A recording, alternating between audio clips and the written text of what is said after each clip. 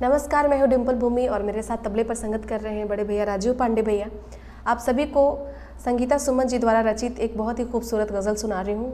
आप लोगों को कैसा लगा सुनकर ज़रूर बताइएगा कमेंट में, और अगर अच्छा लगे तो इस चैनल को सब्सक्राइब करके अपना आशीर्वाद ज़रूर दीजिएगा। आइए सुनाती हूँ। कभी महक की तरह हम गुलों से उड़ते हैं,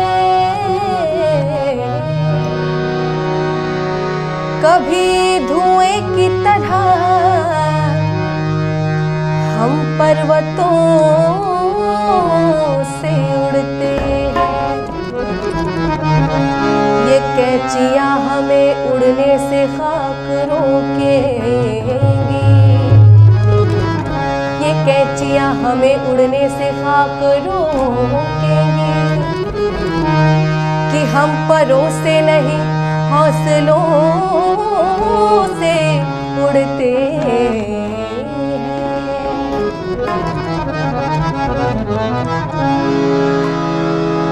रास्ता बड़ा कठिन है,